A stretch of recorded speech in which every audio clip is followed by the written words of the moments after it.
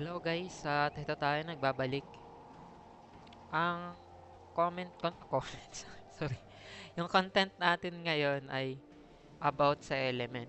So, napapakita natin yung ating element sa inyo guys. Dahil ito yung matagal ng tanong nung viewer natin or sabi nating nanonood sa ating YouTube content. Yan. So, eto. Tsaka ito na rin guys yung sagot sa inyo para dun sa mga new server.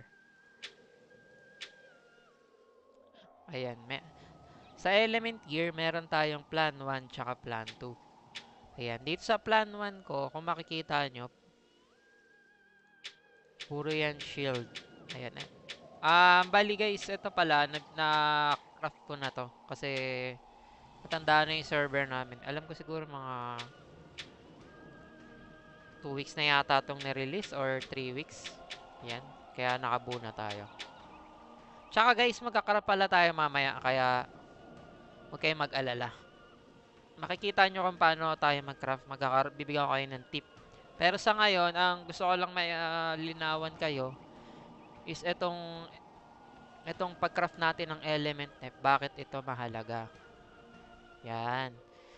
Ang element depth natin, kung titignan nyo, dito sa base stats is 145. Pero, tsaka itong element EVA is 417. Yan yung pinakamahalaga sa lahat.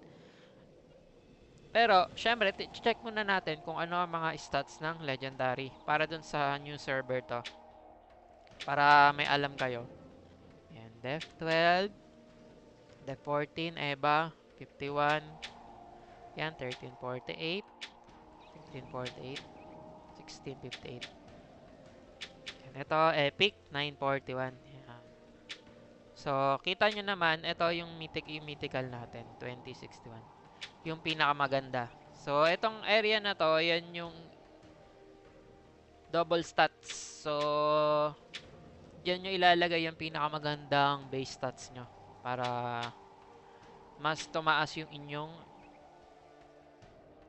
overall element def. Yan. Ang total natin is 145. Bakit nga ba siya mahalaga? Yun yung magandang question doon. So, ang purpose niyan, bakit kailangan mong mag all def para mapataas mo yung floor mo sa Kundun Trial. Yan. Sa bawat floor, may nakukuha dyan na Epic Medal, Rare Medal, at Rosy Signet. Yan. So, ang floor 1, alam ko nakakakuha ka ng isang Rosy Signet. Floor 2, hindi ko na matandaan. Pero ang kailangan, doon na tayo sa dulo. Ang pinakamahalaga is maabot nyo kagad yung floor 6. Ano nga ba ang floor 6? Ang floor 6 kasi, meron siya ditong Archangel Medal. Dito naman sa floor 4, merong Angel Signet. Yan, kailangan mo din yan. Plus, itong floor 6 na Angel Medal. Kasi yan yung dalawang gagamitin mo pang craft ng weapon.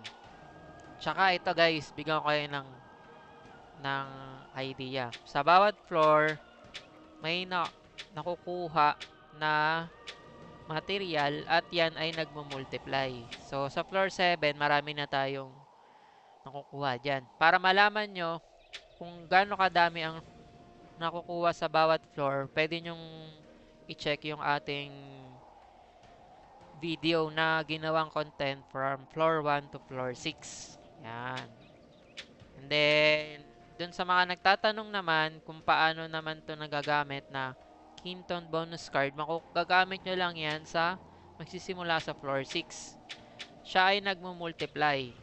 Pinaparami niya yung material na mapupulot mo na Angel Medal at Angel Signet. Yan. So, minsan, ang pagkakalam ko, minsan hindi siya nagka-count. Chance siya. So, kapag nilagay mo na 3, hindi ibig sabihin, pag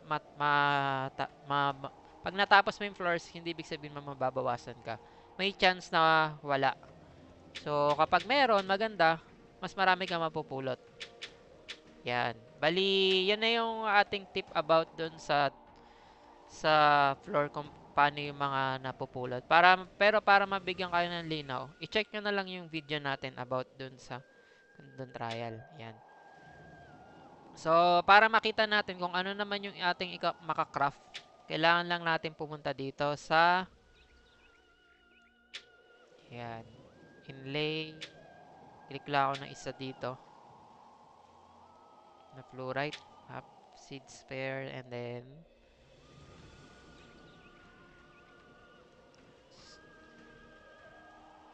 craft tayo ng Archangel gear. Yan. And then, Archangel main weapon.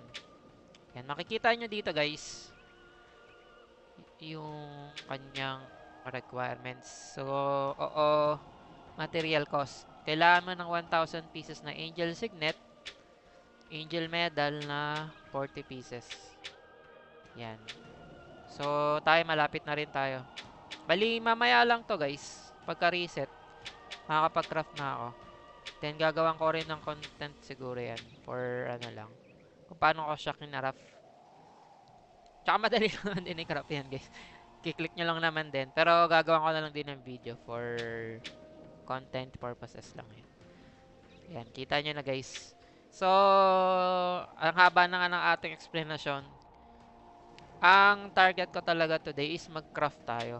So, yan. Nakapag-ipon na tayo kahit papano. Ito, bigyan ko kayo ng tip pagdating naman sa farming tip strategy nito. Ako tuwing umaga, nagpa-farm ako nito tuwing 6 AM and then pagka-reset, saktong oras, yan, minsan nakakapulot ako agad. Or minsan, nakakapulot ako kapag yung sobrang tagal ko nang nagra-red boss. Yan, may dalawa tayong idea sa inyo. And then, ayun, bigyan ko kayo ng idea kung paano din mag-craft. So, mag-craft na tayo. Magka-craft tayo ngayon ng dalawa. So, kukunin ko lang to. Kunin na rin pala natin lahat. Mamaya na yung legendary. Mythical muna tayo, okay? Yan, craft element. Ang target natin, makapag-craft ako ng isa pang mythical dito. Kasi prior ko is tumaas yung floor. Etong plan 2, attack naman ito. Yan, sa mga gagawa kayo ng diskarte, ayan, yung plan 2 nyo, sa akin, optional lang to guys, optional lang.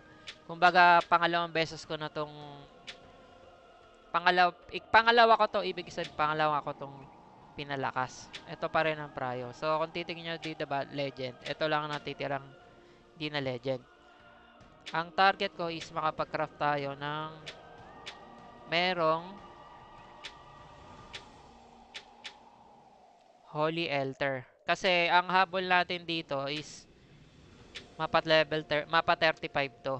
Kasi, kapag yan, napa 35 mo, magkakaroon ka ng chance na mas tumagal dun sa Kundun trial kapag yan nag-activate. Kasi ito 5% chance lang. So, kung magiging dalawa, 2.5 ignore damage. Chance to ignore element damage. So, magiging maganda, di ba? Ayan. Pero kanya-kanyang strat pa rin yan. Sa ako, ito ang strat natin na effective. Yan, dadagdagan natin tong ganitong itsura.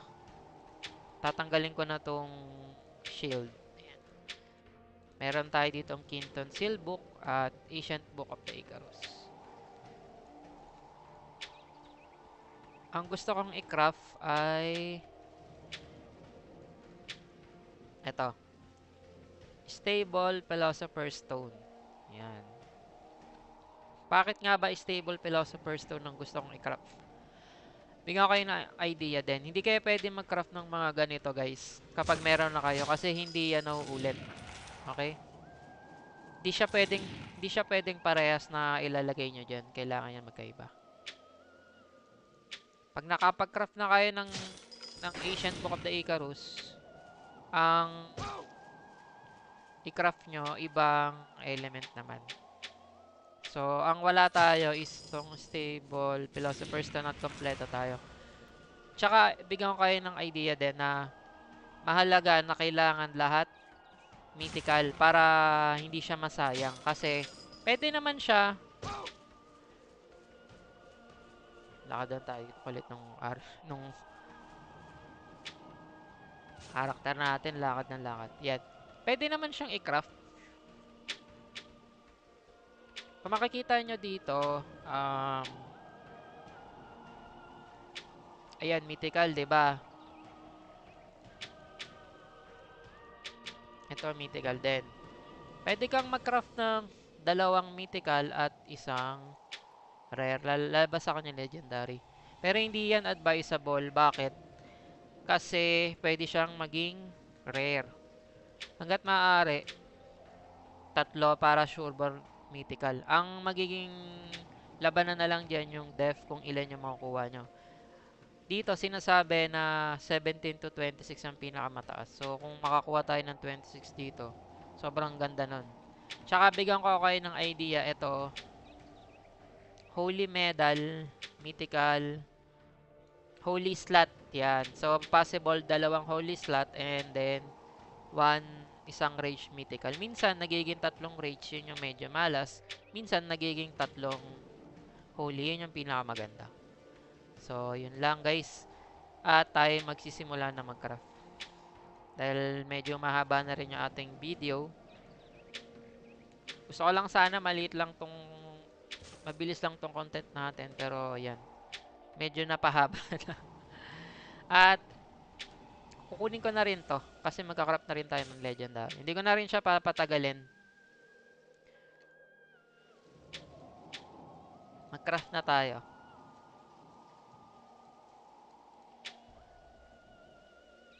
Ayan. Stable. Philosopher's Stone ang ating ika-craft. Sana kahit ganito lang sana dalawang holy slot lang. Okay na ako. Wag lang lahat. Ha? So, ayan. Yung ang malalim. 3, 2, 1. 6320. Holy rage. Okay. Hit bonus. Bonus damage and hit. Medyo hindi maganda yung kanyang excellent stats. Pero ang pinakahabol dyan is yung depth. So, 20 depth. From 9, yung epic, ito is 20. Nadagdagan tayo ng 11. So, not bad. Tsaka ang habol ko is yung sakit niya. So, good. Good na sa akin yan.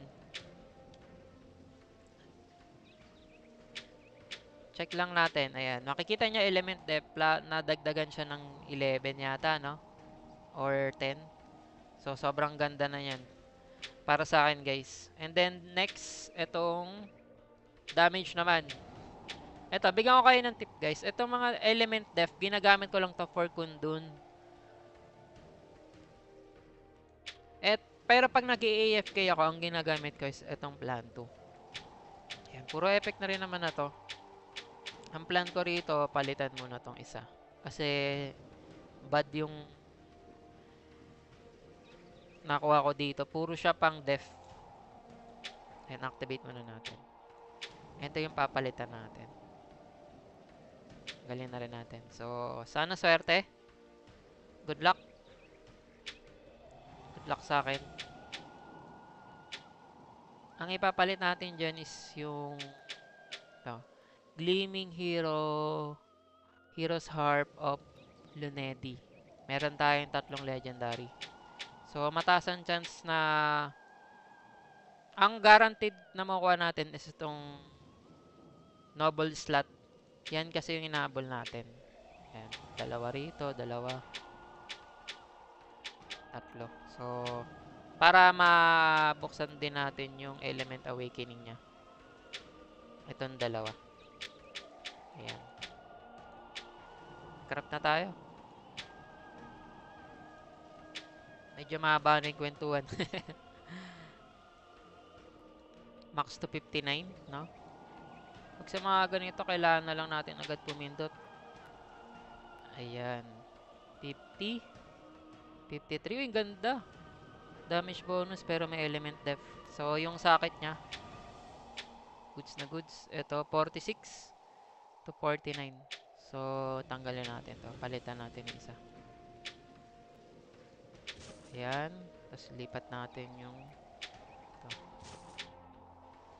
Ganda rin nakuha natin na tradable, guys. Basta ba tong isang mythical? Tradable ba? Tradable din. Good. Ayan, guys. So, meron na tayo ditong another legendary. So, ang goal natin, makompletong legendary yan. And then, kahit nga gusto ko sana mythical dito sa gitna eh. So,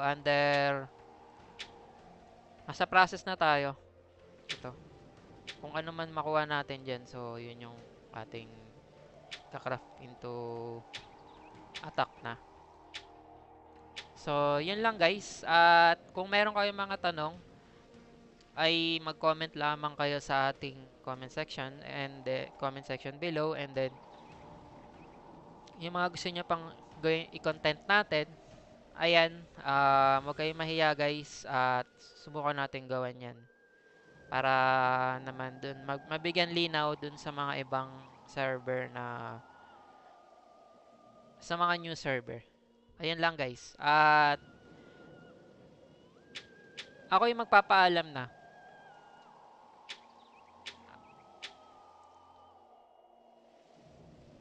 Abang-abang na lang din kayo ng ating i-upload pa. Ayan guys. Salamat sa inyo guys. Bye-bye.